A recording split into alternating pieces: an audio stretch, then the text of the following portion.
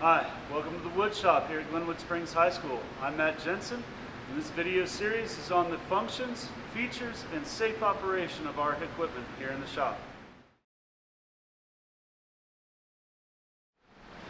Alright, in this video we're going to talk about the jointer.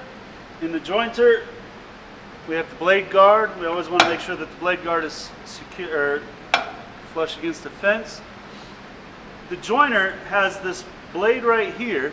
It's got a roller full of blades that rotates in a clockwise direction.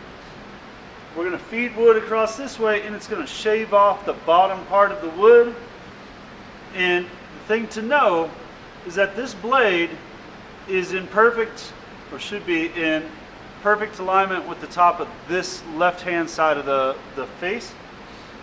This right-hand side can raise and lower. So we're going to bring it along. It's going to hit the blades, and when it comes off the other side, it'll be flush against here.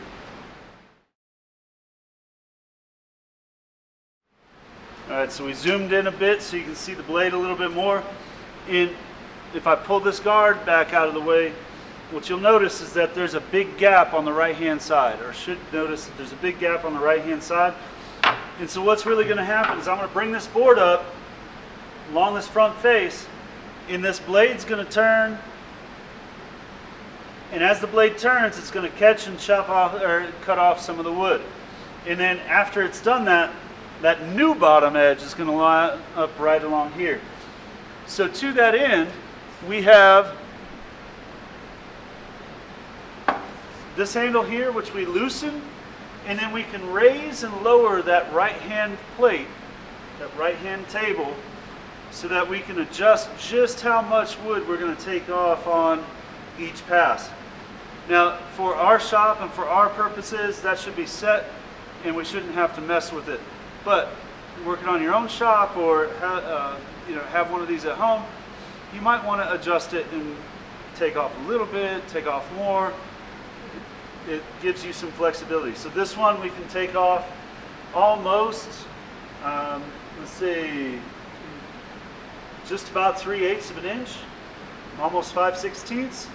But typically we're going to go somewhere in that 30-second range, just to take off a little bit at a time. The less you take off and the slower you move through, the smoother the cut will be. If I really ram the wood through fast and kind of throw it through, then I'm going to get a really jagged, really wavy cut on the bottom. So I want to take it and I'm going to feed it just nice and slow and steady through there.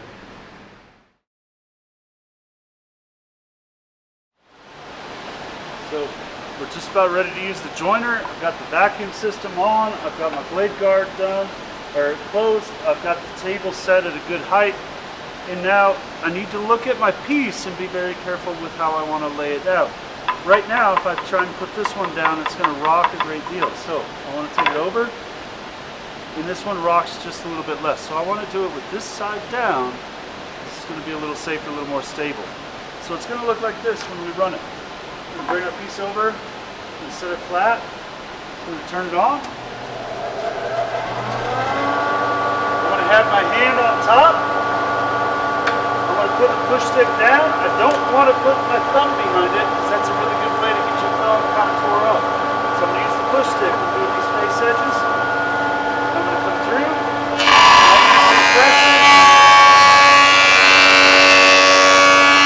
Nice and smooth across there. And now you can see, here's where it got cut. Here's where it's still a little high, and I have more to do.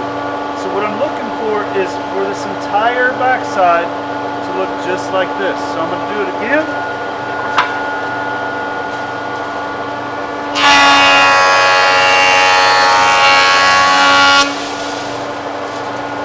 I'm going to check it. Getting closer. So I got this corner still to do.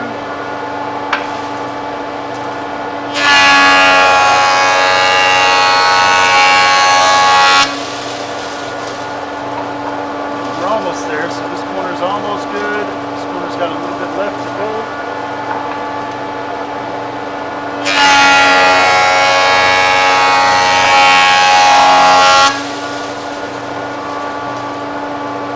Now we're just about there. I think that's pretty good. Alright, so we got a nice flat edge everywhere. This piece no longer rocks. It's nice and steady. And we've joined our face. While we're here, we'll go ahead and join one of the edges. So I'm going to look at it, and I don't see any noticeable curvature. So I don't see any bending of the board. So I'm going to take that face that I just joined. It's going to go up against the fence. Now, because my fingers are a good 6 inches up, I can have my fingers on top. And really, I'm pressing against the fence with only slight downward pressure. And I'm going to bring it across, just like I did before. So that took off most of it. We have a little bit left to go.